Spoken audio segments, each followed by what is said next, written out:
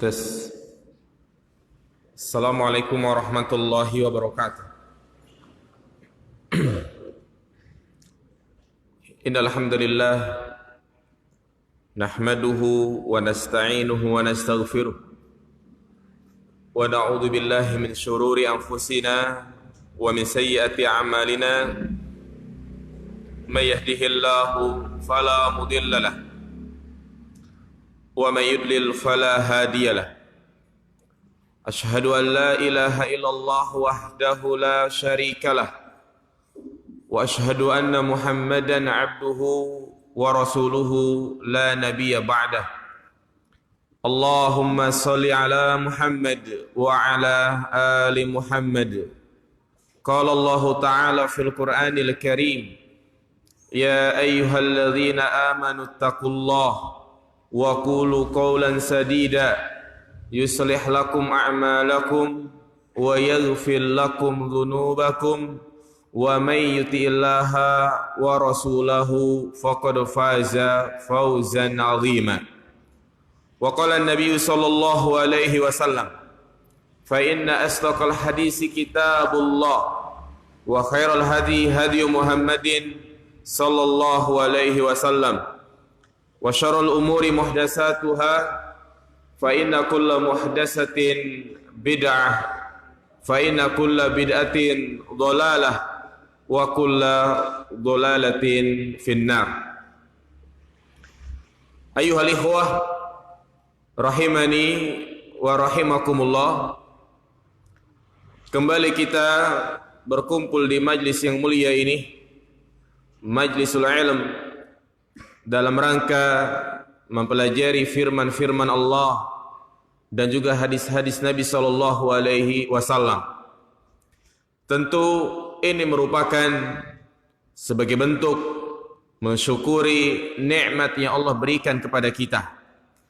Karena mensyukuri nikmat Allah yaitu dengan cara kita melaksanakan segala perintahnya dan menjauhi larangannya. Dan juga ingatlah jamaah sekalian, mensyukuri nikmat Allah ini merupakan kunci seseorang mendapatkan kebahagiaan, khususnya di dunia. Hidupnya akan tenang, hidupnya akan tentram.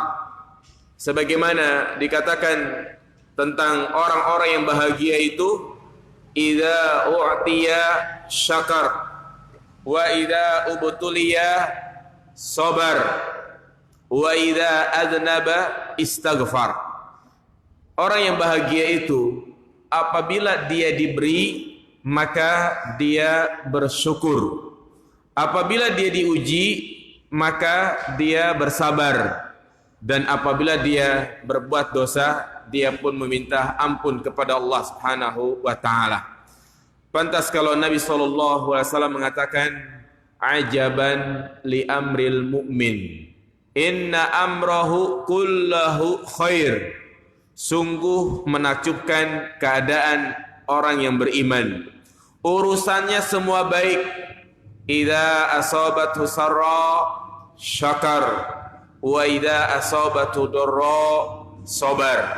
Apabila dia mendapatkan kesenangan, kebahagiaan, maka dia bersyukur, dan apabila dia mendapatkan ujian, madarat, maka dia pun bersabar. Jamaah sekalian, seperti biasa di majlis yang mulia ini, di pekan yang keempat kita mengkaji kitab Al-Kabair. Kitab Al-Kabair yaitu kitab yang menjelaskan tentang dosa-dosa besar. Lil Imam Az-Zahabi rahimahullahu ta'ala. Pada pertemuan sebelumnya kita telah menjelaskan dosa besar yang keberapa? 31 ya. Yaitu tentang apa? Iya, tidak menjaga kebersihan. tidak menjaga kesucian. Secara khusus dalam kitab ini Al-Imam Az-Zahabi menyebutkan, yaitu di antara dosa besar adalah orang yang tidak menjaga kencingnya. Kencing sembarangan, kencing tidak cebok, atau juga membiarkan air kencing mengenai pakaiannya. Ini termasuk dosa besar, dan ini termasuk kebiasaannya orang-orang Nasrani.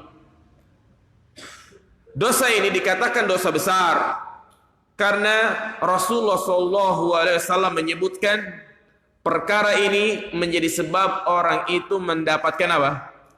Azab kubur, siksa kubur.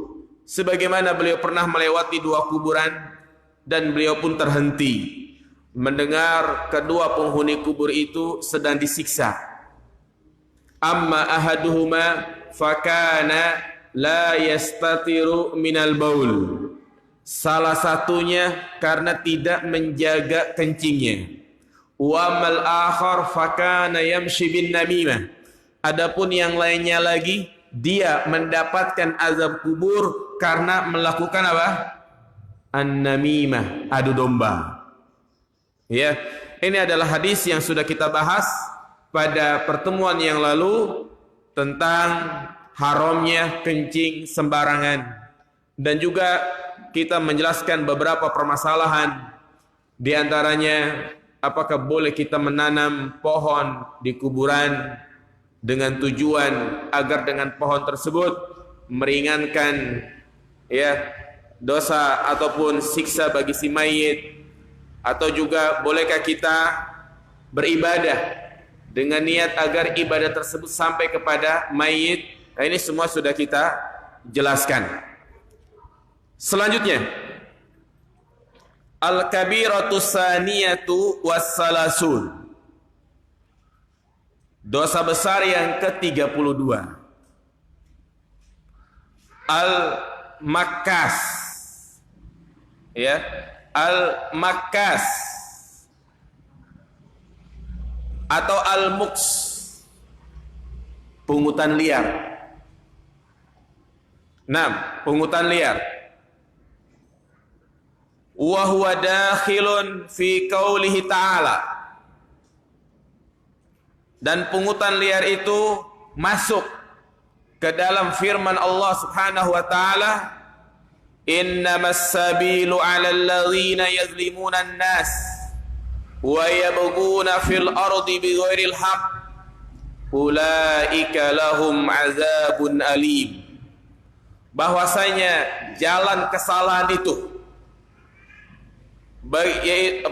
bahwasanya kesalahan itu adalah bagi orang-orang yang menzolimi manusia dan melampaui batas di muka bumi ini tanpa ada alasan yang dibenarkan. Ulaika lahum azabun alim. Mereka itu adalah orang-orang yang mendapatkan azab yang pedih. Wa fil hadis, dan di dalam hadis, fi zaniyatil lati taharat nafsaha birajm, tentang seorang wanita yang dirajam dalam rangka untuk mensucikan dirinya. Nabi mengatakan, laqad tabat taubatun, laqad tabat taubatan law tabaha sahibu maksin la ghufira lahu au laqulibat minhu. Sungguh wanita ini telah bertaubat. Seandainya pelaku-pelaku pungutan liar mereka bertaubat, niscaya dosa-dosa mereka diampuni, au laqulibat, atau taubat mereka itu diterima. Naam, jamaah yang dirahmati Allah Subhanahu wa taala, inilah yang akan menjadi pembahasan kita. Ya. Dan dosa ini berkaitan dengan mengambil harta manusia dengan cara yang zalim. Karena ketahuilah jamaah sekalian, Islam adalah agama yang menghendaki kebaikan dalam segala hal. Islam adalah agama yang benar-benar menjaga hak-hak yang menjadi asas pokok manusia, terutama dalam persoalan harta, jamaah sekalian. Terutama dalam persoalan harta, maka hendaknya harta yang kita miliki itu baik berupa rumah, kendaraan, pakaian, tabungan, maka hendaklah harus bersumber dari usaha yang halal dan kita salurkan ke jalan yang halal juga. Ya. Kenapa? Karena perkara ini akan menjadi bahan pertanyaan nanti pada hari kiamat. Ketika kita dikumpulkan di padang mahsyar, maka saat itu ada sebuah tahapan, yang tahapan itu disebut namanya yaumul hisab, yaumul mizan, hari perhitungan, hari di mana Allah akan bertanya kepada kita, hari di mana Allah akan menanyakan waktu-waktu yang telah kita lewati di dunia ini. Dan di antara bentuk pertanyaan, perkara yang akan dimintai pertanggungjawaban oleh Allah, yang akan diaudit. Apa kata Nabi? Wa an malihi min aina iktasaba wa fima unfik. Tentang hartanya, dari mana ia dapatkan dan kemana ia salurkan. Ya. Makanya Rasulullah SAW menegaskan dalam hadis yang sahih, ayuhan nas ittaqullah wa ajmilu fit talab. Wahai manusia, bertakwalah kalian kepada Allah dan perbaguslah dalam mencari rizki.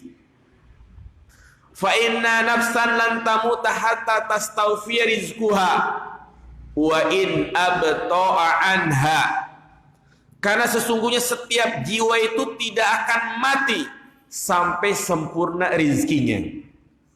Artinya kita ini tidak akan meninggal dunia sampai kita itu mengenyam semua rizki yang Allah tentukan kepada kita.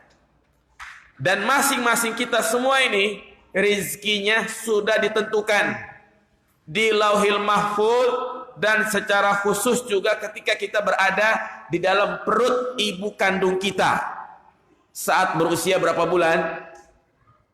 4 bulan 120 hari.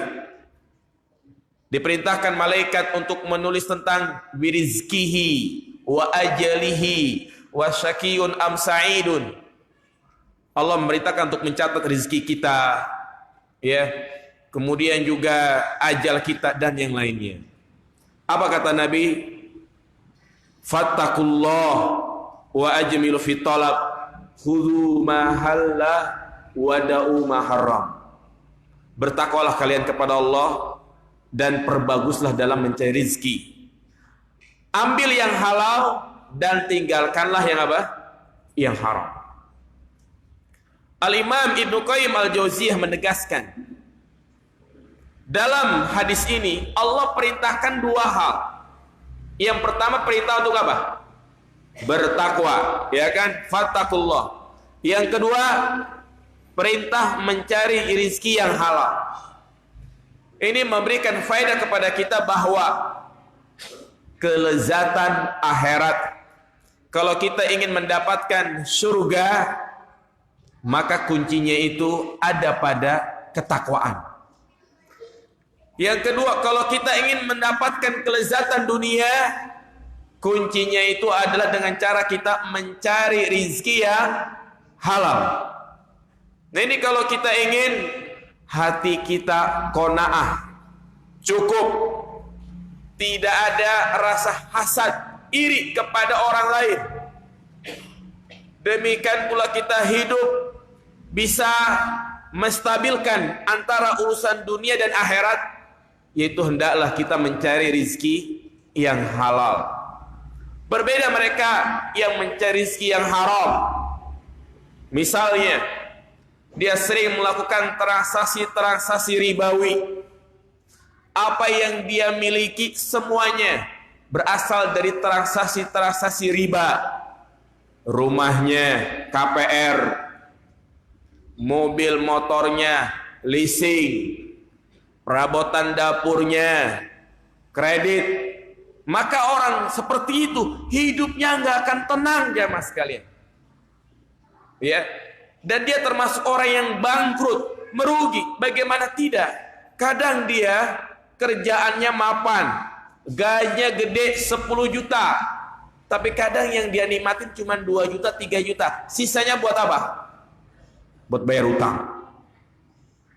Kadang mereka kerjanya sampai ngoyo. Berangkat pagi, pulang dari pabrik jam 4, jam 5, lanjut lagi. Ngapain? Nge-grab. Pulang jam 10, jam 11. Kenapa? Ini tuntutan. Kalau dia tidak menambah job, dia nggak bisa bayar hutang. Kendaraannya diambil lagi sama debt collector. Rumahnya disita. Nah ini, jadi hidupnya seperti itu, jamaah sekalian. Ya. Makanya kebahagiaan itu ada di dalam hati dengan cara dia mencari rezeki yang halal.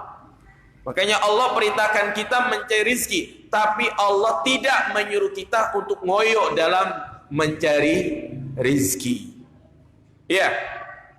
Oleh karena itulah di dalam Islam sangat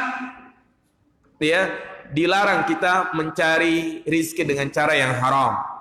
Allah Subhanahu wa taala mengatakan, ya ayyuhalladzina amanu la ta'kulu amwalakum bainakum bil batil. Surat An-Nisa ayat 29.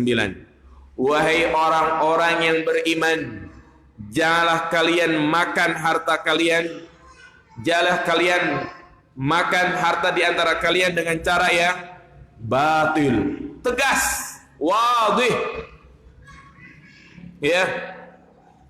Jadi jelas dalam Al-Quran. Bahkan Allah Subhanahu wa taala memerinci bentuk-bentuk cara mencari rizki yang haram. Karena itulah salah satu mukjizat Al-Quran. Apa yang kita butuhkan semuanya lengkap sudah. Apa yang dilarang semua lengkap. Apa kata Allah? Wa kadzalika nufassilul ayat walitastabina sabilul mujrimin. Demikianlah kami rinci ayat-ayat agar jelas jalan orang-orang yang berbuat maksiat. Maka disebutkan di dalam Al-Quran tentang haramnya riba, haramnya kimar, ya perjudian, haramnya riswah, suap. Bahkan Nabi juga menyebutkan dalam banyak hadis tentang bentuk-bentuk cara mencari rizki yang haram.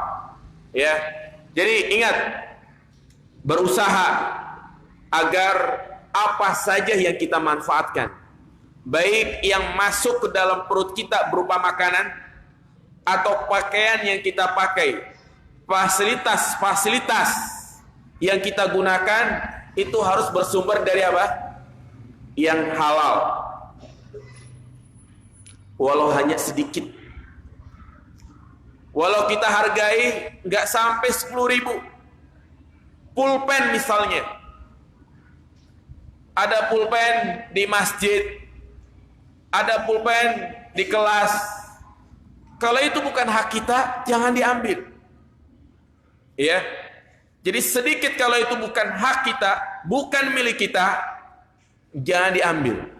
Jam tangan kita dapat ada di kamar mandi misalnya. Kalau itu bukan punya kita, jangan diambil. Mungkin barangkali nanti orangnya akan datang lagi mencari. Ya, peci, handuk, terutama yang di pondok, sabun, odol. Kalau itu bukan punya dia, jangan diambil. Gosok namanya. Kadang kan hidup di pesantren gitu kan, masing-masing bawa sabun, bawa odol, bawa ember, sendal, kadang pada hilang. Nah, ini namanya gosok.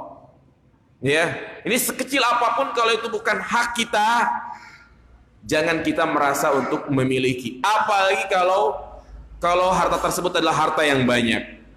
Apa kata Nabi Shallallahu Alaihi Wasallam dalam hadis yang diriwayatkan oleh sahabat Abu Umamah, "Maniktata'a haqqam ri'im biyaminihi faqad aujaballahu lahun nar wa harrama alaihi jannah." Barang siapa yang mengambil hak seseorang, hak orang lain dengan sumpahnya, maka Allah wajibkan dia masuk ke dalam neraka. Artinya dia akan masuk ke dalam neraka, dan Allah haramkan baginya masuk ke dalam surga. Faqala lahu rajulun, ya Rasulullah, wa in kana syai'an yasira, walaupun hanya sedikit ya Rasulullah. Apa kata Nabi?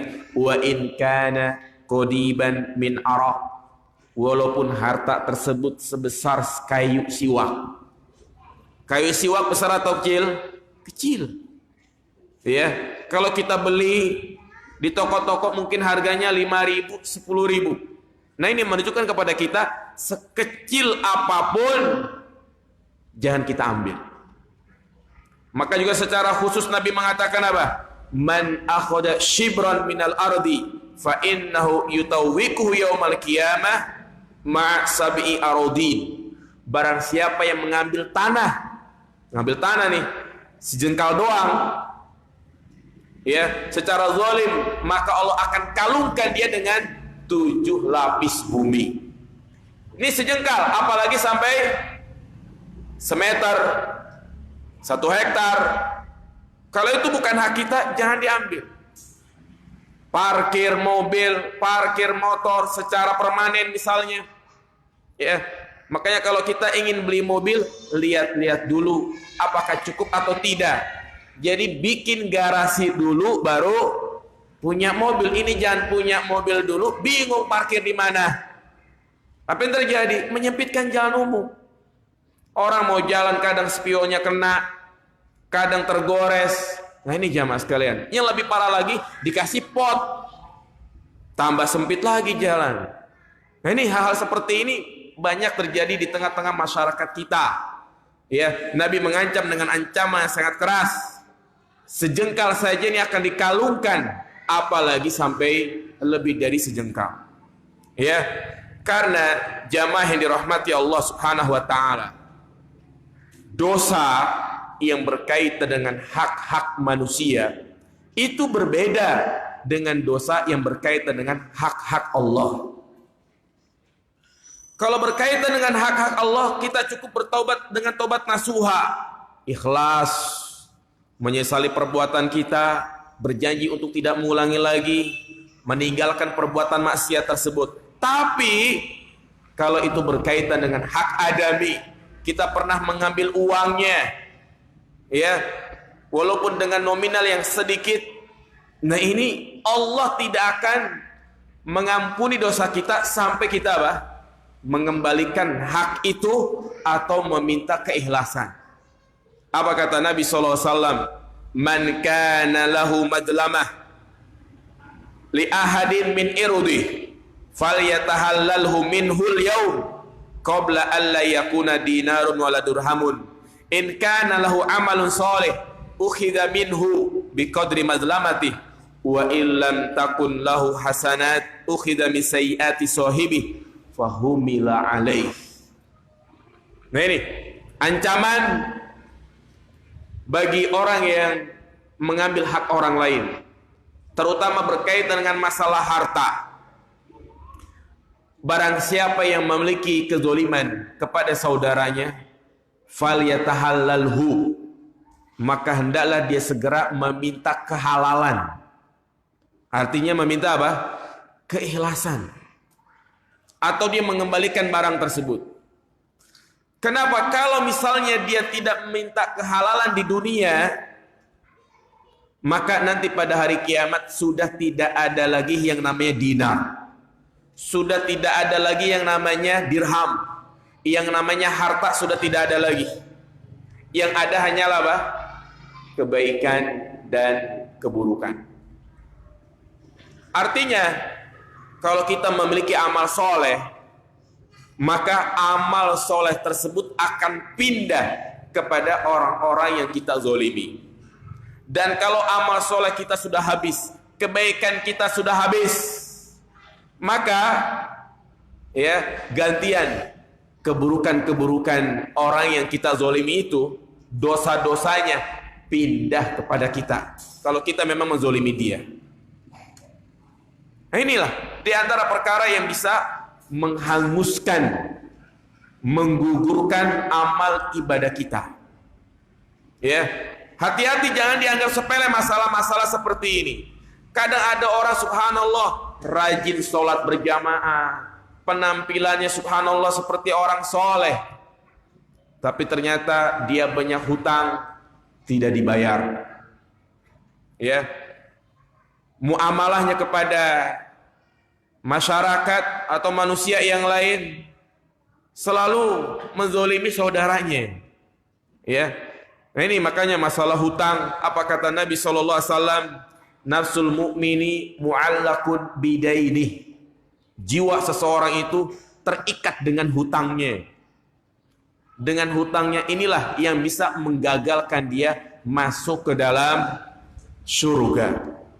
Makanya Nabi nggak mau nyolatin orang-orang yang punya hutang.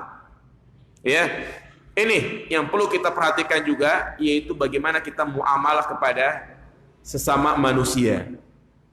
Lebih baik kalau memang kita tidak bisa membantu orang lain, maka janganlah kita menzolimi orang lain. Ya. Kemudian jamaah yang dirahmati Allah Subhanahu wa taala,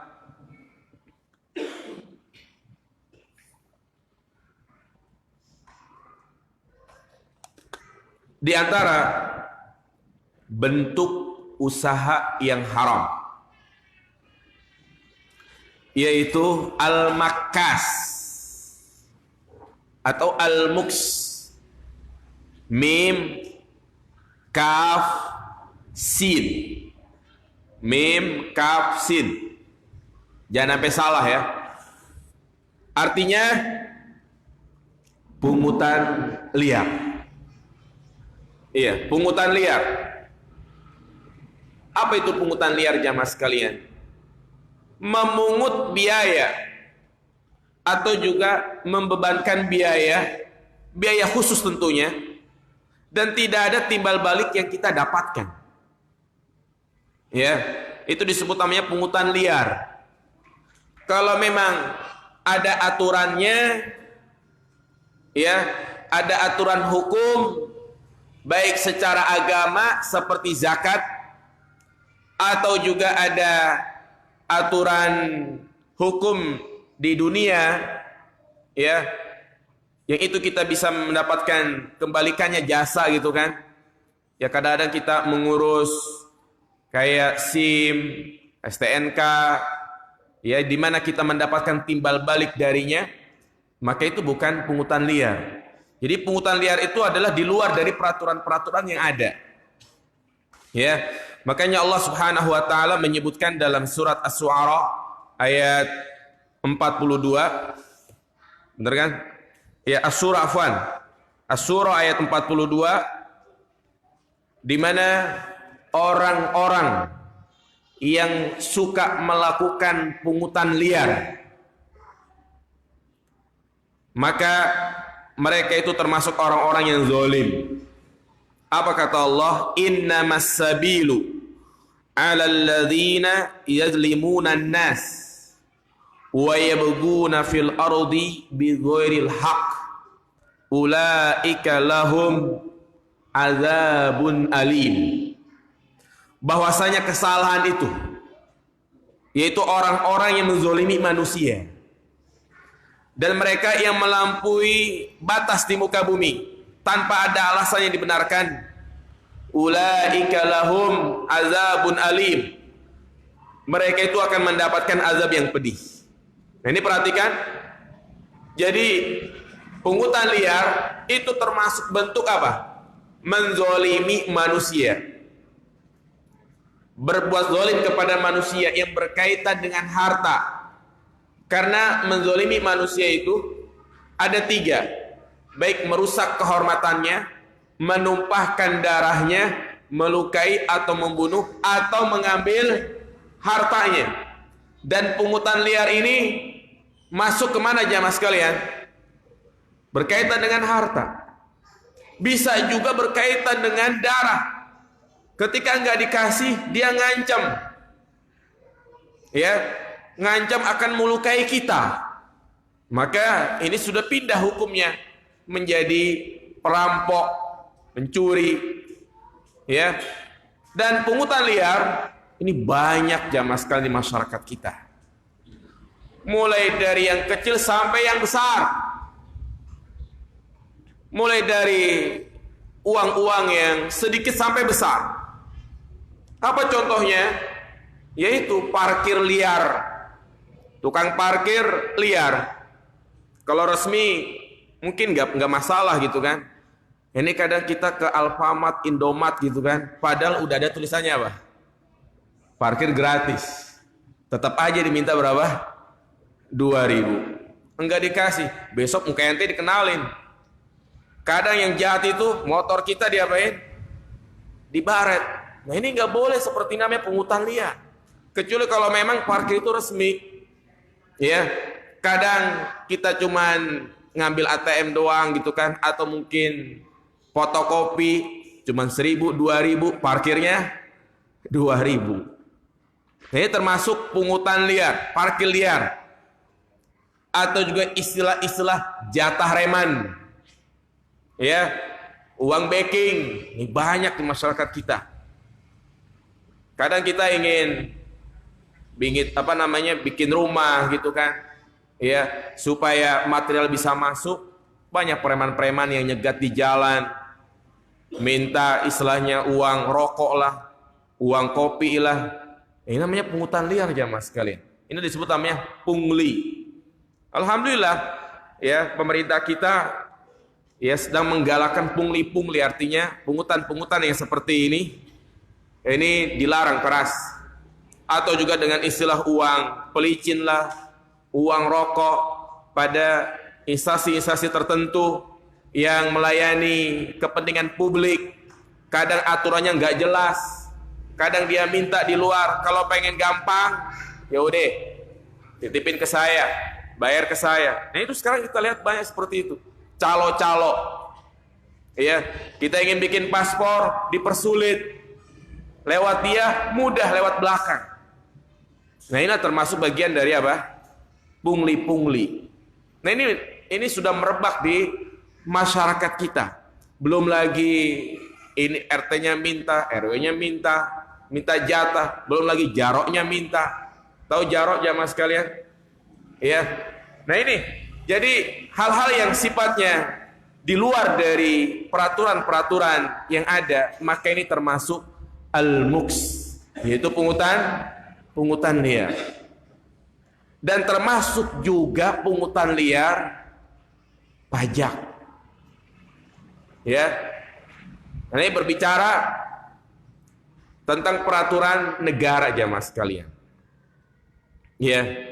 Memang kita sebagai muslim dan sudah menjadi prinsip akidah Ahlussunnah wal Jamaah, di mana kita wajib sami'na wa ata'na, taat kepada pemimpin kita. Tapi kalau memang itu adalah peraturan yang buruk, ya tetap kita jelaskan. Oleh karena itu, di antara bentuk al-muks, pungutan liar, pajak. Ya. Dan sekarang ya kita digalakkan dengan pajak seperti pajak PBB, PPH, PPN. Apa PPN? Pajak penambahan nilai. PPH apa? Pajak penghasilan dan yang lainnya. Ya. Maka ini juga termasuk al-muks, yang nanti kita akan sebutkan dalil-dalilnya. Ya. Jadi pada intinya contoh-contoh yang tadi saya sampaikan, inilah yang disebut dengan pungli, pungutan liar, yang mana Allah haramkan di dalam Al-Quran, ya, innamas sabilu 'alal ladzina yazlimuna an-nas wa yabghuna fil ardi bighairil haqq ulaika lahum adzabun alim. Dan juga berdasarkan hadis Abdullah bin Buraidah, seorang sahabat yang mulia, dia bercerita tentang seorang wanita Gomidiyah, ya, seorang wanita Gomidiyah yang berzina. Dia datang kepada Nabi meminta untuk disucikan dirinya. Dan cara mensucikan diri dari dosa zina dengan apa jamaah? Dirajam.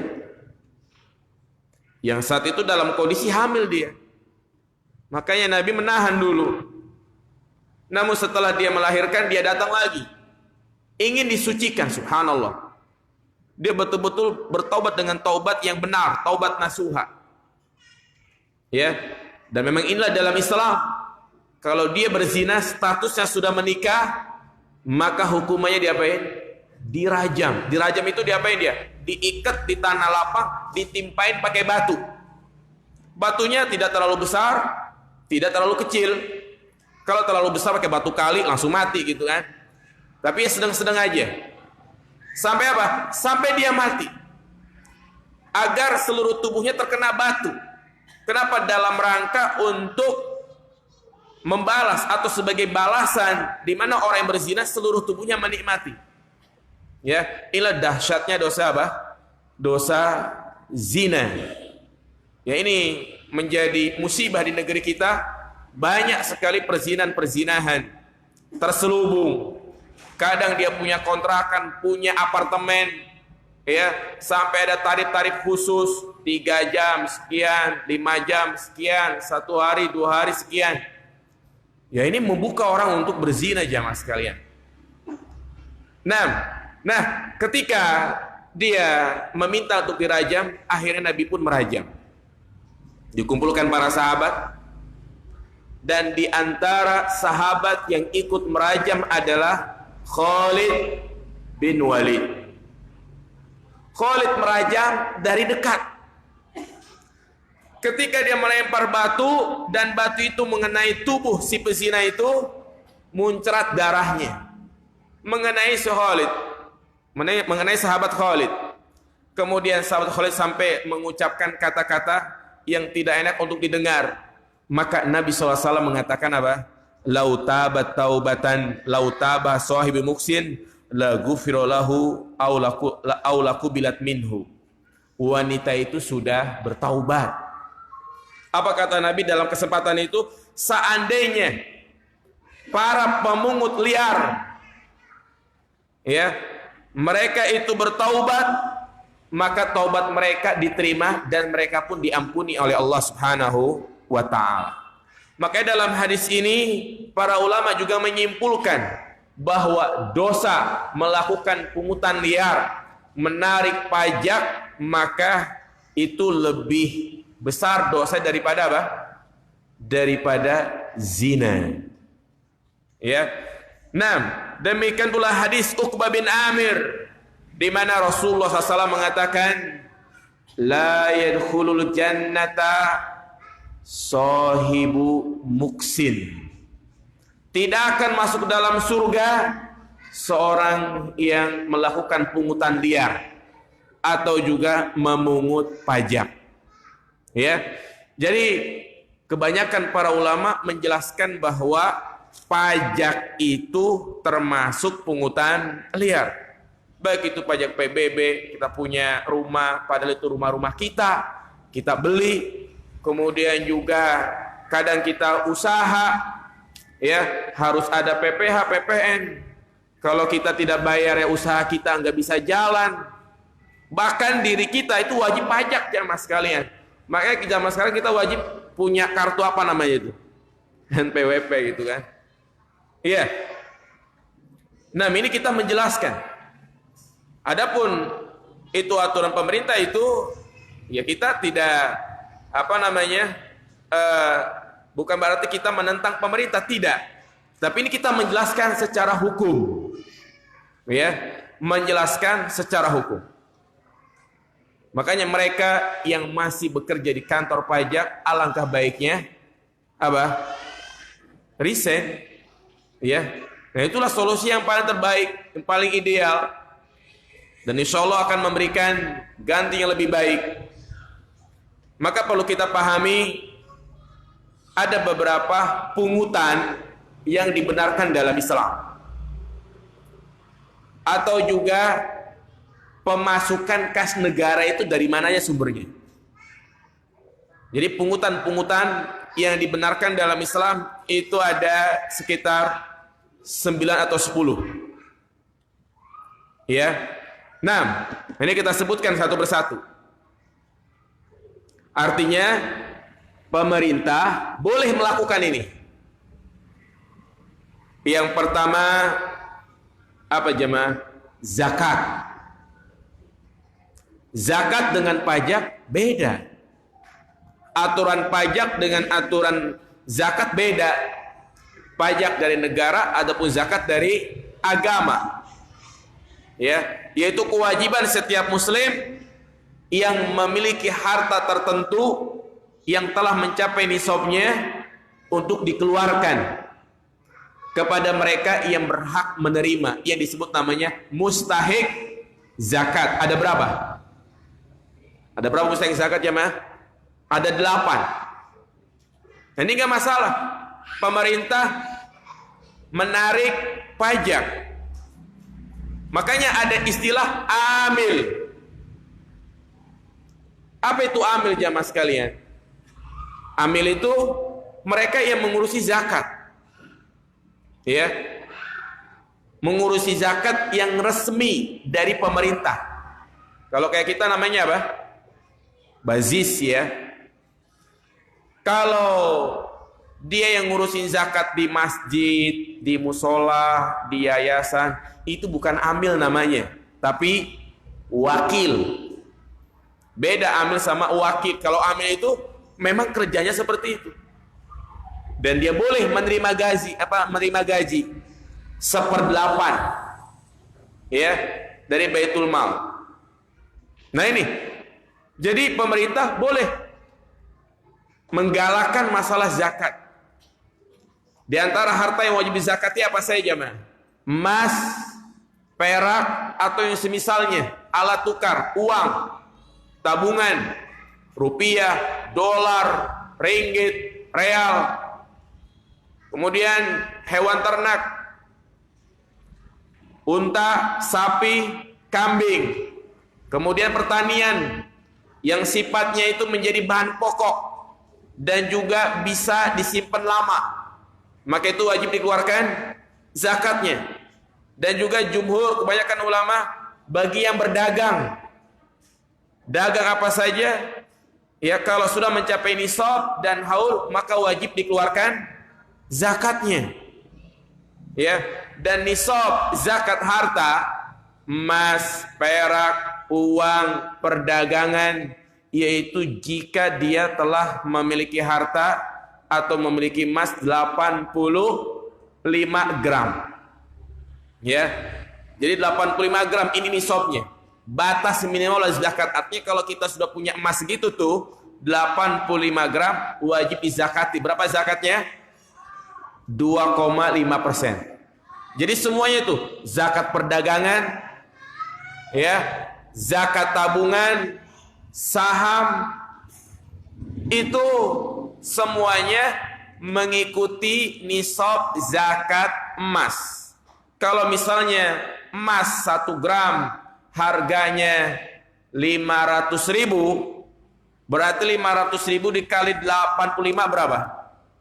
42.500.000. Nah ini berarti kalau dia sudah punya tabungan 42.500.000 wajib zakat. Baik uangnya itu lagi dipinjam sama orang dan ada kemungkinan dia mau mulangin, maka ya dia wajib mengeluarkan zakatnya. Demikian pula perdagangan. Jadi dia kalkulasi tuh modalnya berapa, kemudian barang dagangannya berapa. Kalau misalnya barang dagangan totalnya 30 juta, kemudian keuntungan 10 juta, berarti berapa itu? 40 juta. Nah, wajib zakat gak jamaah sekalian? Belum, karena belum mencapai nisab. Dan itu pun dihitung setelah dia melunasi hutang-hutangnya. Jadi kalau dia masih punya hutang sama orang lain, nah itu tidak dihitung. Yang dihitung adalah hanya modal, barang, dan laba dia. Sama zakatnya seperti emas dan perak. Berapa gram? 2,5%. Nah ini jamaah sekalian. Dan yang kedua syaratnya haul.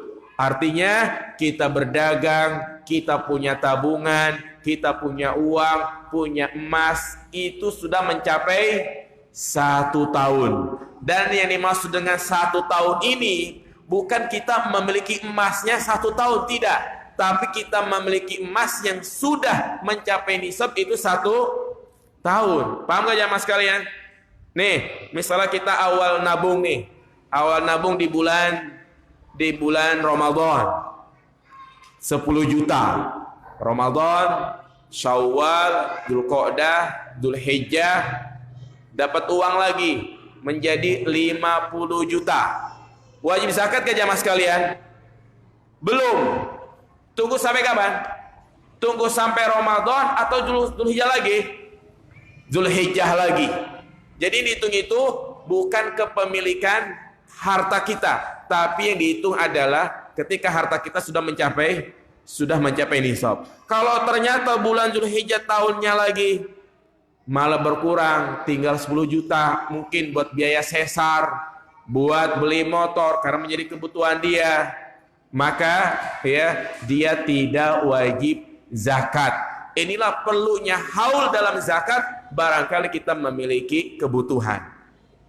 Ini jamaah sekalian wajib kita mempelajari zakat. Jangan sampai kita punya tabungan, punya usaha tidak dizakati. Ya, karena berbicara tentang ancaman zakat sangatlah dahsyat. Di antaranya Allah mengatakan walladzina yaknizuna adz-dzahaba wal fiddah wa la yunfikuna fi sabilillah fabashshirhum bi'adzabin alim. Orang-orang yang menyimpan emas perak dan mereka tidak mengeluarkannya untuk membayar zakat, maka mereka dikhabarkan azab yang sangat pedih. Dan azabnya itu berupa harta-hartanya itu akan menjadi bahan setrikaan yang akan menyetrika punggungnya, dahinya, lambungnya. Nah, ini yang pertama ya, pungutan yang dibenarkan dalam Islam apa? Zakat. Yang kedua,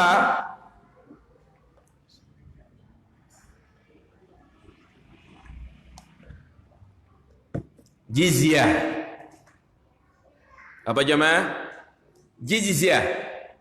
Apa itu jizyah? Upeti. Ya, upeti yang diambil dari orang kafir.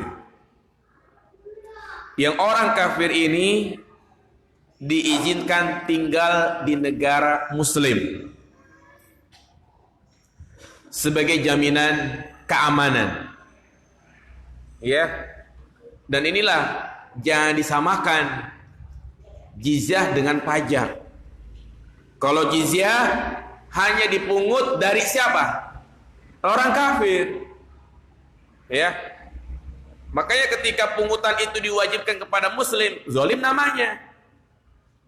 Tidak pernah dinukil di mana Nabi SAW mewajibkan kepada kaum muslimin para sahabat untuk membayar pajak atau membayar jizyah. Jizyah itu hanya berlaku bagi mereka muslim, bagi kafir yang tinggal di negara muslim. Jadi boleh ditarik seperti itu sebagai jaminan keamanan bagi dia. Makanya orang-orang kafir seperti ini, inilah yang disebut namanya kafir apa? Kafir zimmi, yaitu mereka yang mendapatkan perlindungan dari pemerintah dengan dia membayar upeti. Ya. Kemudian lagi yang ketiga, al-kharraj. Apa jamaah? Al-kharraj. Al-kharraj artinya pajak bumi yang dimiliki negara. Ya. Jadi pajak bumi yang dimiliki negara. Apa maksudnya? Artinya ya ini hukumnya sama seperti menyewa. Dan di zaman Nabi ada seperti ini. Ketika misalnya kaum muslimin telah menaklukkan daerah-daerah kekuasaan orang-orang kafir dan orang-orang kafir kalah, sehingga kan batasan itu, negara itu, kampung itu statusnya punya siapa? Ya punya negara Islam. Nah, kalau misalnya itu dibagikan, maka ini menjadi harta ghanimah. Kadang kalau itu statusnya menjadi punya negara, maka kalau dia tinggal di situ harus apa namanya? Sewa. Ya, sewa. Ini enggak masalah, boleh. Ini bukan dalam rangka membayar pajak PBB, bukan. Tapi karena memang kita nempatin tanah siapa? Tanah negara pemerintah. Ya, ini namanya apa jamaah? Apa namanya? Kharraj. Kemudian ada lagi istilah dalam ilmu fikih al-arush. Ya, al-arush yaitu bea cukai bagi para pedagang non muslim yang masuk ke negara Islam. Non muslim yang ingin berdagang bisnis ke negara muslim Islam, maka mereka wajib bayar apa namanya ini? Bea cukai. Jadi diwajibkan kepada siapa? Orang kafir, bukan diwajibkan kepada kepada muslim. Nah, sekarang pajak semuanya kena, tergantung usahanya. Kadang yang lebih parah lagi gitu kan, yang menanggung pajak bukan yang punya tokonya, yang punya usahanya, tapi siapa? Kita. Coba sekarang antum makan di mana aja, di tempat-tempat makan ternama gitu kan, padahal kita total cuma 100.000, jadi 115.000, ternyata di bawah tertulis apa? PPN, PPH. Ya inilah bentuk kezoliman jamaah sekalian. Kemudian yang keberapa? Yang kelima, ghanimah. Ya, ghanimah.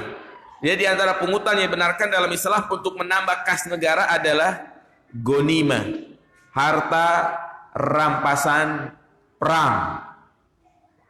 Jadi ya, ghanimah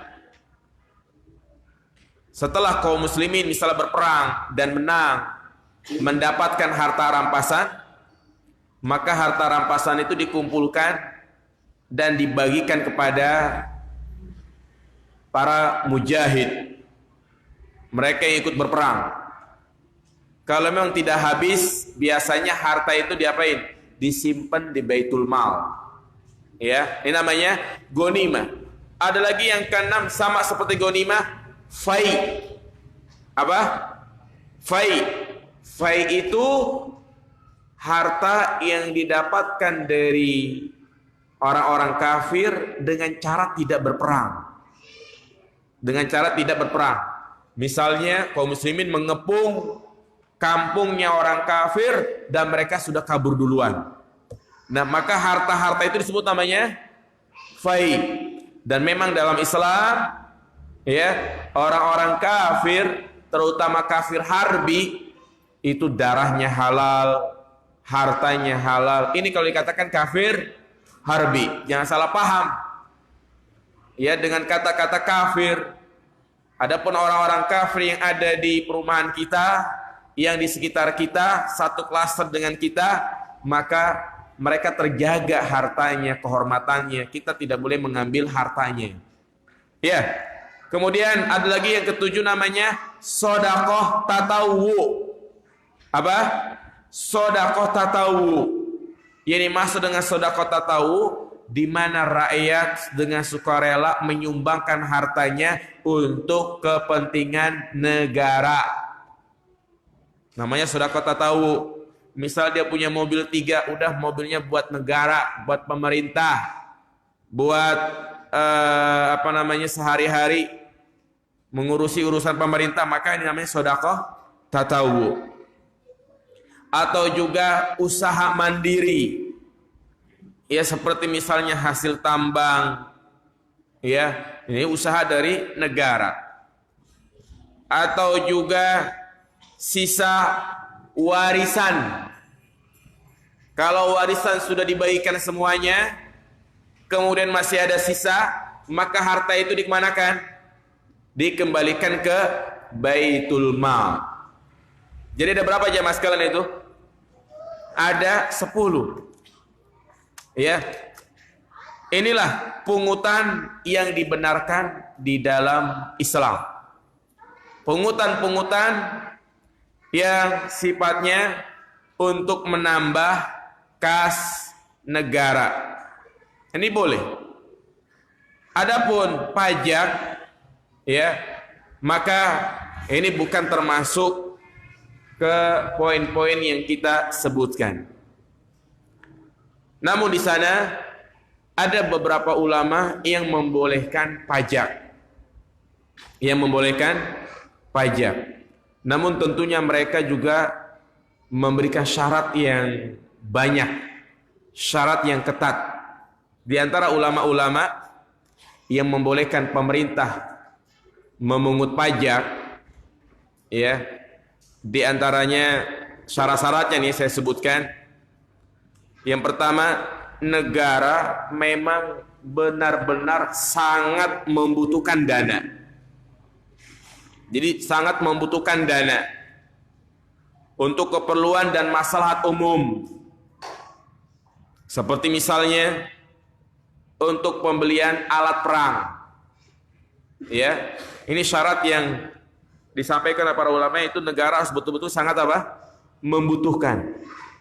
Dan bukan hanya satu syarat, ada beberapa syarat. Yang kedua, tidak ada sumber lain yang diandalkan. Tidak ada sumber lain yang diandalkan. Kalau masih ada sumber-sumber yang lain, ya, mungkin dari usaha negara, ada tambang, ya, kemudian juga peternakan atau mungkin perikanan, yang itu menjadi sumber negara, maka manfaatkan itu. Jadi jangan dulu Jangan dulu narik pajak. Nah, ini syarat yang kedua. Ada lagi yang ketiga, harus ada persetujuan dari ulama. Ya, harus ada persetujuan dari alim ulama. Kemudian pemungutan pajak ini juga harus adil. Harus adil. Jadi dipungut dari orang-orang kaya saja. Sedangkan yang ada sekarang pajak itu semuanya merata. Mau miskin, mau kaya, wajib. Orang punya motor butut tahun 90-an wajib pajak enggak? Wajib, padahal usahanya pas-pasan. Ya, ini disebut keadilan. Yaitu dipungut dari orang-orang kaya saja. Dan juga distribusinya harus adil. Kemana harus jelas. Nah, kemudian juga pajak, kalau memang pemerintah harus memaksa harus mengambil pajak, ini sifatnya sementara. Tidak terus-menerus. Ya, sifatnya yang sementara dan tidak diterapkan secara terus-menerus. Kemudian juga syaratnya harus dihilangkan dulu pendanaan-pendanaan yang sifatnya berlebihan. Untuk biaya kampanye lah, untuk bangun tempat-tempat maksiat, ini kan gak bermanfaat. Ya. Kemudian juga besarnya pajak harus disesuaikan dengan kebutuhan yang mendesak. Jadi bukan diwajibkan secara menyeluruh. Bahkan ini menjadi pendapatan khusus yang gak boleh. Ini zalim namanya. Ya. Jadi syarat ini diambil para ulama mengambil syarat ini dari peristiwa yang terjadi di zaman Al-Imam An-Nawawi. Ya, di zaman Al-Imam An-Nawawi, yaitu ketika terjadi peperangan yang sangat dahsyat di mana orang-orang Tatar memasuki wilayah Syam. Ini orang-orang Tatar adalah pasukan yang kuat, ya, yang mereka memasuki Timur Tengah, menghancurkan ya wilayah-wilayah Islam di sana. Nah, ternyata saat itu pemimpin yang ada di Syam yang bernama Zahir bermusyawarah kepada ulama untuk memungut pajak. Artinya setiap rakyat yang tinggal di Syam untuk memungut pajak. Namun ternyata dalam musyawarah tersebut, dalam rapat tersebut Imam Nawawi enggak ada, enggak hadir. Padahal Imam Nawawi adalah imam yang sangat besar, ulama besar, bahkan ulama senior saat, tapi dia enggak datang. Hari cari-cari. Maka raja pun memerintahkan untuk memanggil Imam Nawawi. Bahkan disuruh untuk tanda tangan agar penarikan pajak ini betul-betul disetujui oleh ulama. Tapi Imam Nawawi enggak mau menandatangani seperti itu. Ya, kenapa? Karena alasannya raja masih punya khalifah masih punya banyak aset. Masih punya banyak budak, kemudian juga aset ini, aset itu. Ya, makanya Imam Nawawi nggak mau tanda tangan. Akhirnya raja marah, khalifah marah. Ya, saking marahnya maka dia pun diusir dari Damaskus saat itu. Ya, makanya dari kisah ini menunjukkan kepada kita, ya, hukum pajak itu pada asalnya nggak boleh. Dibolehkan dalam kondisi-kondisi ya yang tadi kita sebutkan. Nah ini jamaah yang dirahmati Allah Subhanahu wa taala. Ya, jadi kesimpulannya bahwa pajak yang ada saat ini termasuk pungutan liar. Cuma yang menjadi pertanyaan, apa hukum membayar pajak?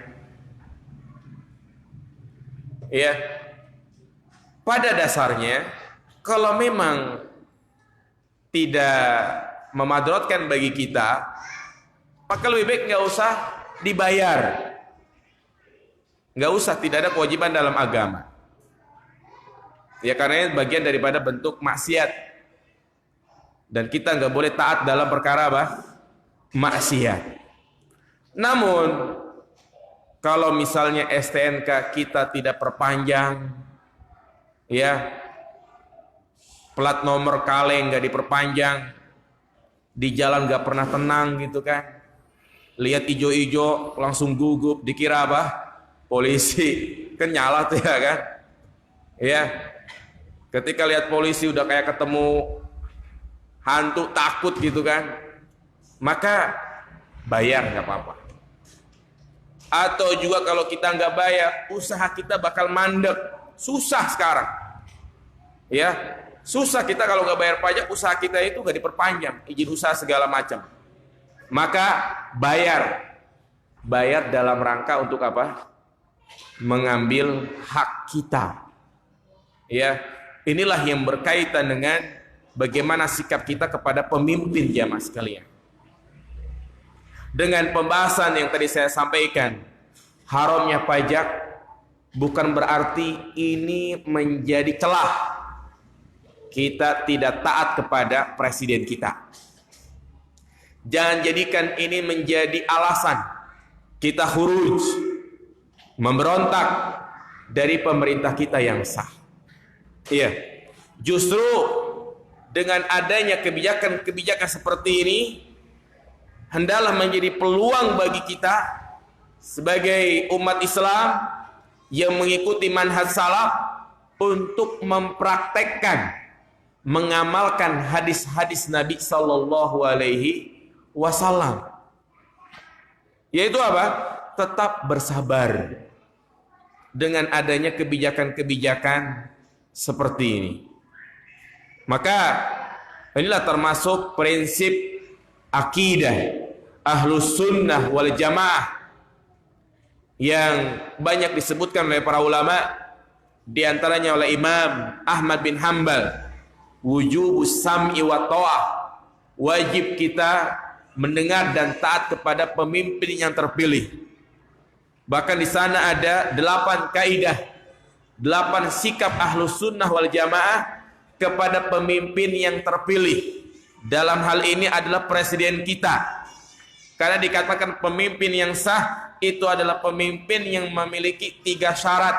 Ayyakuna ma'luman, ayyakuna zu sultan, ayyakuna zu quwwah. Ayyakuna ma'luman, di mana pemimpin itu dikenal, orang-orang tahu. Kita nanya sama misalnya orang-orang yang sudah tua, yang mungkin dia nggak punya HP, siapa pemimpin kamu? Siapa presiden kamu? Pasti dia jawab siapa? Jokowi. Ya kan? Tahu semuanya. Maka itu pemimpin yang sah. Bukan pemimpin abal-abalan, bukan pemimpin di bawah negara, bukan pemimpin di bawah tanah. Seperti orang-orang LDII punya pemimpinnya, Jamaah Islamnya punya pemimpinnya. Ya, maka itu adalah pemimpin-pemimpin yang sempalan. Justru kewajiban bagi pemerintah untuk memerangi mereka. Ya, idza buyal khalifatain faqtulu ahaduhuma au ukhrahuma. Apabila ada 2 khalifah di satu negara, maka bunuhlah yang terakhir. Perangilah yang terakhir. Dan yang kedua ayakuna, yang kedua itu Zulsultan, memiliki kekuasaan. Dan yang ketiga memiliki kekuatan. Ya, maka apabila ada pemimpin yang terpilih, dari mana sukunya, dari mana asalnya, mau berkulit hitam atau putih, mau orang Jawa, orang Betawi, maka kita wajib yang pertama adalah membaiat mereka. Baiat artinya mengakui kalau itu adalah pemimpin kita. Dan yang kedua adalah as-samu wa ta'ah, wajib mendengar dan taat kepadanya. Ya, dan juga tidak boleh kita mencela, merendahkan di depan umum. Kadang dengan adanya kebijakan-kebijakan seperti ini, kewajiban pajak, ini selalu diungkit-ungkit di depan umum. Lihat tuh, kalau kalian presidennya ini terus, kalian akan menjadi orang-orang yang diperas. Ya, jadi setiap kebijakan pemerintah selalu dibicarakan di depan umum. Nah ini, ya kalau tujuannya menasehati, ini suatu hal yang sangat keliru. Karena manhaj Ahlus Sunnah wal Jamaah yaitu kita disuruh untuk menasehati pemimpin, tapi dengan cara apa? Sembunyi-sembunyi. Dan dengan cara yang lemah lembut. Lihat bagaimana Allah Subhanahu wa taala memerintahkan Nabi Musa dan Nabi Harun untuk mendakwahi dan menasehati siapa itu? Fir'aun. Idhaba ila Fir'aun innahu tagha faqula lahu qawlan layyina. Pergilah kalian kepada Fir'aun dan ucapkanlah ucapan yang lembut. Intinya menyikapi kebijakan-kebijakan seperti ini dari pemerintah, maka kewajiban kita adalah apa? Bersabar. Ya, bersabar. Dan tidak boleh kita menghina, karena mereka adalah payung-payung Allah di dunia ini. Jadi tetap kita menjalankan kewajiban kita sebagai rakyat adalah taat, patuh. Adapun urusan dia menzolimi kita, itu urusan dia sama siapa? Allah Subhanahu wa taala. Fa inna sa'ilahum, karena sesungguhnya itulah yang akan menjadi bahan pertanyaan nanti pada hari kiamat bagi mereka. Ya. Jadi tidak ada solusi kecuali apa? Isbiru, bersabarlah. Maka itulah yang saya wasiatkan agar bahas itu, pembahasan tentang sikap Ahlus Sunnah wal Jamaah kepada pemimpin yang terpilih. Kenapa? Karena sekarang nih banyak orang menebarkan isu-isu yang tidak jelas. Mereka lebih banyak percaya dengan isu, berita-berita hoak yang ini dimunculkan dari orang-orang yang memiliki pemahaman khawarij, jamaah sekalian. Ya, berita-berita hoak, kadang kita gabung di grup gitu kan. Hati-hati, anak cucu kalian akan menjadi begini-begini, negara akan dikuasai Cina dan yang lainnya. Ini takut-takutin. Ini sama seperti halnya terjadi pemberontakan di zaman Utsman bin Affan. Utsman bin Affan dibunuh gara-garanya ini. Orang-orang Khawarij yang menebar berita-berita hoak. Mereka sebarkan selebaran-selebaran di mana isinya itu bahwasanya Utsman menyatakan untuk membunuh sebagian sahabat-sahabat Nabi dan menurunkan gubernur-gubernur untuk diganti oleh keluarganya. Ini disebut namanya apa? Nepotisme. Bahkan dalam selebaran itu ada stempel Utsman. Ya, sehingga ini fitnah yang sangat luar biasa. Dan surat tersebut menyebar di tengah masyarakat. Sampai-sampai sahabat-sahabat yang masih hidup, mereka nggak bisa bersikap. Ini bener nggak ya tulisannya Utsman? Karena ada stempel apa? Stempel kepresidenan, istilah seperti itu. Ya, maka lihat bagaimana para sahabat menyikapi berita ini. Mereka mendatangi Utsman, tabayyun. Dan inilah berita. Kita mendapatkan berita harus apa jamaah? Tabayyun. Mereka datang kepada Utsman, wahai Utsman, apa benar engkau menulis seperti ini?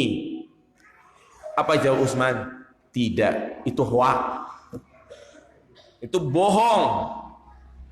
Itu sempat kok ini ada stempel gitu kan? Ada stempel presidenan. Stempel itu diambil oleh budakku. Ya. Nah ini jelas ternyata itu tipu daya orang-orang Khawarij. Nah, akhirnya karena berita itu sudah menyebar kemana-mana, ditambah lagi mereka membuat berita palsu bahwasanya Aisyah radhiyallahu taala anha memfatwakan boleh memberontak atas Utsman. Nah ini mereka buat selebaran-selebaran sama seperti itu. Karena masyarakat sudah panas, sudah muak dengan pemberian Utsman. Pernah suatu ketika Utsman ini di akhir-akhir hayat beliau, ketika beliau berkhutbah Jumat, ada orang yang berani menarik tangan Utsman dan kakinya itu, pahanya itu ditusuk dengan kayu yang tajam. Hingga akhirnya Utsman nggak bisa berjalan, di rumah saja. Dan memang orang-orang Khawarij saat itu karena sudah menguasai medan, ya, mereka melarang Utsman keluar rumah. Hingga pada klimaksnya, ya, mereka mengepung rumah Utsman dan membunuh Utsman ketika Utsman membaca Al-Quran. Itu disebutkan dalam kitab Bidayah wa Nihayah Al-Imam Ibnu Katsir rahimallahu ta'ala. Sama nggak dengan kejadian sekarang jamaah? Hah? Sama. Ya, kita dijelek-jelekan, dibentur-benturin. Dan itulah berita yang sangat luar biasa, menggiring, ya, menjadi arus yang sangat dahsyat. Maka ini menjadi satu prinsip yang harus kita ingat. Idza ra'aita rajulan yad'u 'ala sultan fa huwa sahibu hawa. Wa idza ra'aita rajulan yad'u lis sultan fa huwa 'ala sunnah. Apabila engkau melihat ada seorang yang mendoakan kebaikan kepada pemimpinnya, artinya dia memuliakan pemimpinnya, maka dia adalah ahlus sunnah. Tapi kalau ada dai yang dikit-dikit mencela pemerintah, yang dikit-dikit mendoakan keburukan pemerintah agar cepat mati ataupun yang lainnya, maka ketahuilah dia adalah siapa? Sahibu hawa, yaitu pengikut hawa nafsu. Jelas. Jadi di YouTube dai-dai kan itu udah sangat banyak ya, bejibul. Kalau ada dai-dai yang dikit-dikit mengomentari tentang kebijakan pemerintah, ya ini namanya sahibu hawa. Bukan berarti kita ini mendukung, tidak, tapi kita berjalan di atas manhaj nubuwah, di atas manhaj salafus saleh. Ya. Dan banyak kisah-kisah yang mungkin kalau kita sebutkan tidak cukup di majlis ini, yang pada intinya walaupun pemerintah kita mewajibkan pajak, ya sudah, kita nggak bisa berbuat apa-apa, ya, kita hanya berkewajiban untuk taat. Adapun urusan dia berbuat zalim, itu urusan dia kepada Allah Subhanahu wa ta'ala.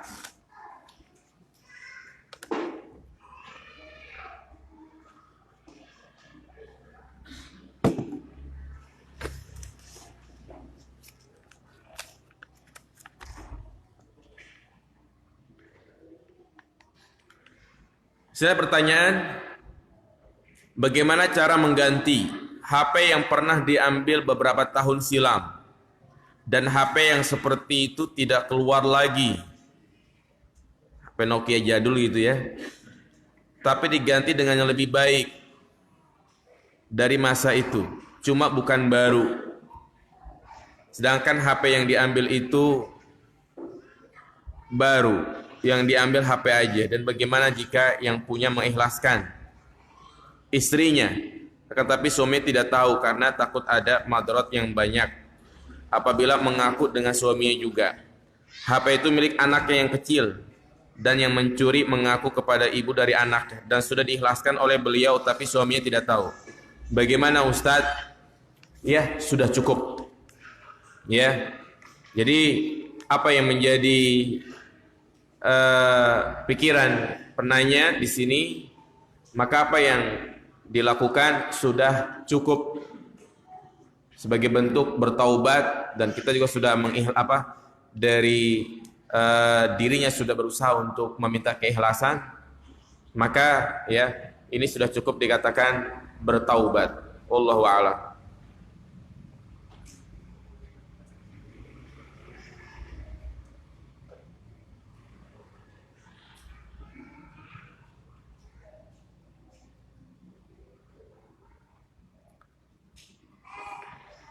Iya. Bagaimana gaji yang diterima dari perusahaan penyedia jasa tapi memiliki saham pada perusahaan asuransi? Saham lebih kecil dibanding usaha utama sebagai penyedia jasa. Iya. Kalau memang kita tidak berinteraksi secara langsung ya dengan perusahaan-perusahaan asuransi tersebut, maka tidak mengapa. Jadi ini maksud dengan ta'awun, tolong menolong dalam keburukan itu, kalau dia secara langsung. Contoh misalnya, kadang ada orang punya pekerjaan menjadi tim audit perusahaan, kan itu harus jelas pajaknya kemana, kemudian ini mana. Kalau hanya sekedar itu nggak masalah, boleh ya. Karena kalau misalnya itu nggak boleh, antum yang kerja di pabrik, di perusahaan, kadang pabrik ketika kehabisan modal minjemnya kemana? Ke bank, ya kan, berarti kan ini perusahaan ini melakukan transaksi kepada pihak bank. Nah, antum sebagai karyawannya bagaimana? Boleh nggak? Boleh, nggak masalah. Ya, boleh. Jadi harus dibedakan ya. Bagaimana dengan karyawan yang bekerja pada perusahaan swasta di bagian yang mengurus pajak? Boleh. Boleh. Yang nggak boleh itu kalau dia kerja di mana?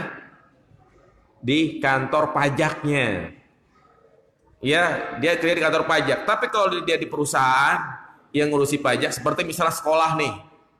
Sekolah, ya, pokoknya perusahaan-perusahaan apa saja itu pasti dicecar terus tuh sama orang pajak. Kalau enggak, ya mungkin nanti IMB-nya dicabut lah. Kemudian juga sekolahnya nggak bisa berjalan. Nggak masalah seperti itu. Ya, nggak masalah. Karena memang kadang-kadang dari sebuah perusahaan harus mencari satu orang yang fokus ngurusin ini, daripada perusahaannya nggak berjalan gitu kan, maka ini boleh. Yang nggak boleh itu dia bekerja di kantor pajaknya, ya. Nah,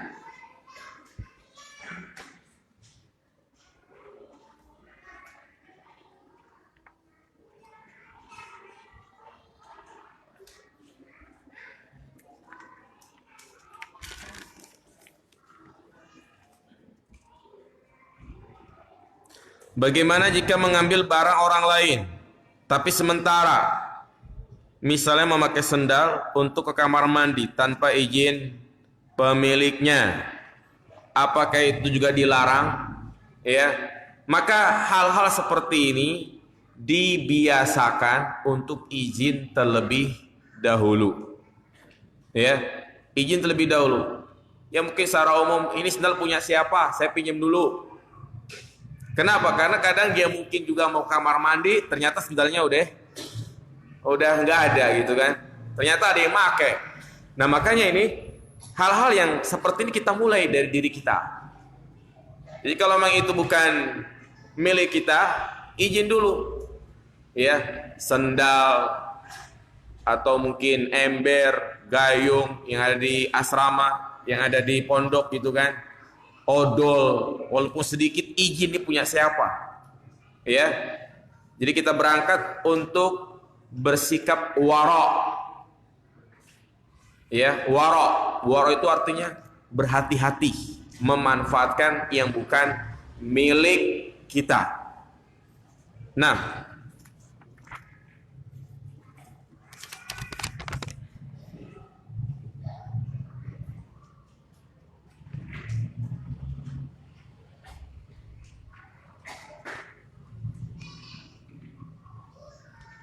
ya, Anda bekerja dari Senin sampai Sabtu di sebuah perusahaan yang bergerak di bidang jasa. Hampir setiap hari Anda pulang jam 6. Namun saat hari Minggu terkadang atasan masih menyuruh untuk tetap masuk. Padahal hanya hari itu Anda bisa kajian. Apakah dalam kasus ini Anda berdosa menolak perintah atasan? Apakah perusahaan memiliki hak atas diri Anda pada hari Minggu? Anda khawatir salah ambil tindakan. Iya. Kalau dalam kondisi seperti ini, maka ini bukan termasuk menolak perintah atasan, artinya ini hak antum.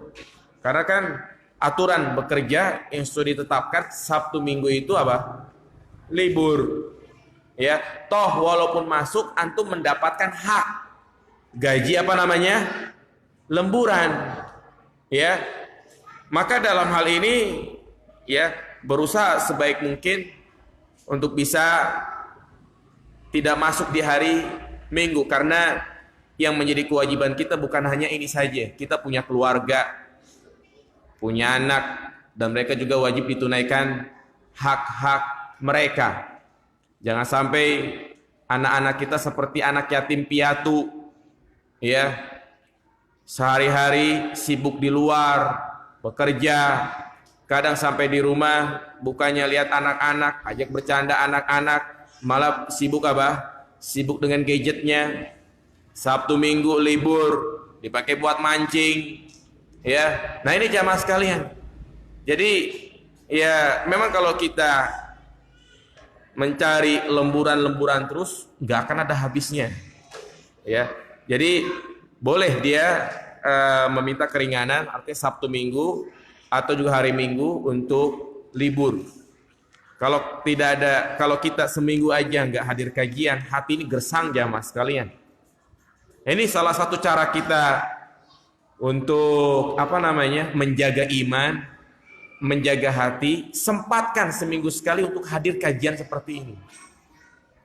Karena orang kalau sudah nggak pernah ke majelis talim, apalagi komunitas dia berkumpul dengan orang-orang yang fasik, itu dia nggak terasa semakin menjauh, semakin menjauh. Seperti dia terbawa ombak. Orang kalau terbawa ombak kan udah nggak berasa, udah jauh gitu kan. Untuk kembali lagi susah. Karena dia sudah menikmati dengan komunitasnya seperti itu. Ya. Jadi ya jangan dikira yang berat itu jamaah. Hijrah itu mudah. Alhamdulillah kita mendapatkan hidayah ini. Tapi yang berat itu adalah apa? Mempertahankan nih, istiqomah. Banyak mereka-mereka yang hijrah itu lebih dulu dari kita. Mungkin dia sudah ngaji kajian sunnah udah dari tahun 2000-an, dari tahun 90-an. Tapi ya itu, ya mereka tidak mengamalkan, tidak istiqomah, nggak pernah terlihat lagi wajahnya di majlis-majlis ilmu. Kadang dia upload foto, ternyata jenggotnya udah kelimis. Ya, nah inilah musibah jamaah sekalian.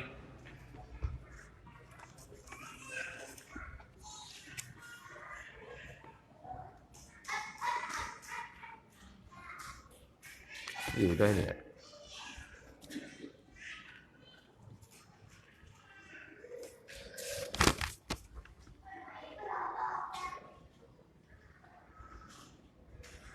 Apa hukum menulis cerita pendek cerpen yang di dalamnya mengandung nilai-nilai moral kehidupan, bukan tentang bukan tentang agama yang akan dibukukan dan dijual bebas. Ya. Wallahu alam nih ya kalau cerita-cerita seperti ini. Karena memang ada sebuah hadis bahwasanya tentang dusta itu kan maknanya luas, baik dalam bercanda ataupun yang lain itu tidak diperbolehkan. Ya, ini mungkin perlu ya contohnya seperti apa. Ini maksud dengan cerita-cerita pendek.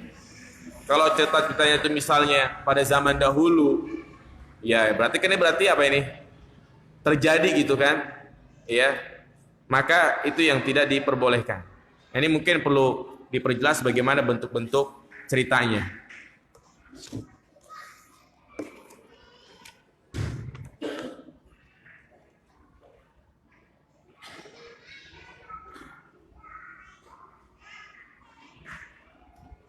Anda bekerja di perusahaan sebagai IT dan support ke departemen payroll yang tugasnya penggajian karyawan. Dan sistemnya ada potongan pajak PPh yang sudah ditetapkan oleh perusahaan. Apa hukum pekerjaan yang Anda jalankan sekarang? Boleh, halal. Karena sifatnya itu mengurus mengurus pajak itu artinya sebenarnya kita itu dizolimi, ya kan? Jadi sekali lagi saya sampaikan, yang dimaksud kita tidak boleh bekerja yang berkait dengan pajak kalau dia bekerja di mana? Di kantor pajaknya. Karena kan banyak ya kantor pajak ya yang memang khusus menagih pajak atau dia bertugas di lapangan mendatangi orang-orang yang punya usaha. Nah, ini yang tidak diperbolehkan. Tapi kalau dia bekerja di perusahaan sebagai IT ngurusin hal-hal kayak begitu, kadang mungkin dia ngurusin utang perusahaan ke bank, maka Allah alam ini masih diperbolehkan. Ya.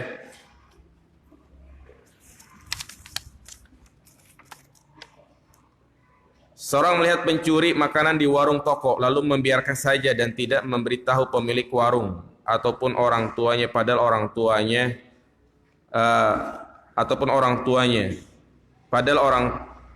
tahu orangnya.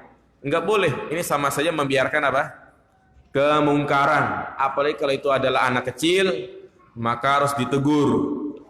Ya, itu mendiamkan kemungkaran, tapi lebih baiknya kita tegur orang yang mencurinya. Jangan langsung orang yang punya toko. Ya, khawatir nanti dia jadi terjadi fitnah begitu kan, hubungan tidak baik. Jadi nasihati dia, kalau memang dia tidak bertaubat, tetap begitu terus, baru sampaikan ke yang punya toko. Saya pernah bertanggung jawab memegang keuangan untuk sebuah kegiatan tapi qadarullah kegiatan tersebut tidak jadi. Tapi uang anggota yang saya pegang saya alihkan. Aduh, ini enggak jelas nih ininya. Iya. Jadi, ya kalau memang yang dimaksud dengan pertanyaan ini adalah bagaimana uang tersebut ternyata kegiatan itu enggak jadi, ya tetap harus dikembalikan. Kalau misalnya ingin digunakan untuk hal lain, dia harus meminta persetujuan dari orang-orang yang mengumpulkan uang itu. Ya, jadi pada intinya hukum asal yang itu bukan harta kita, kita tidak boleh mengambilnya. Bulan Syawal saya punya tabungan 55 juta. Pada bulan Zulhijjah berkurang menjadi 30 juta. Tapi pada bulan Syawal berikutnya menjadi 60 juta. Bagaimana kewajiban zakat saya? Jadi bulan Syawal punyanya 55 juta, kemudian bulan Zulhijjah menjadi 30 juta, tapi pada bulan Syawal berikutnya menjadi 60 juta. Berarti dia wajib zakatnya kapan ini jemaah? Bulan Syawal. Ya, bulan Syawal, karena itu dia sudah mencapai haul. Jadi sekali lagi, walaupun dalam perjalanan 1 tahun itu pernah berkurang begitu kan, tapi ternyata di bulan yang sama, bulan Syawal, uangnya sama atau malah bertambah, maka itulah haulnya. Ya, itulah haulnya, maka dia wajib mengeluarkan zakat 60 juta, berarti 2,5% dari 60 juta. Ya. Nah, sini ada pertanyaan yang saya tidak tahu jawabannya. Bagaimana mengumpulkan rambut dari barber kemudian mengolahnya secara dicampur dengan serat yang lain? Wallahu alam, ini saya tidak tahu. Demikian, semoga kajian ini bermanfaat dan kita dijauhkan dari sumber-sumber harta yang haram. Dan insyaallah nanti di pertemuan selanjutnya kita akan bahas dosa besar yang ke-33, yaitu ar-riya wa huwa minan nifaq. Di antara penyakit hati yaitu ar-riya.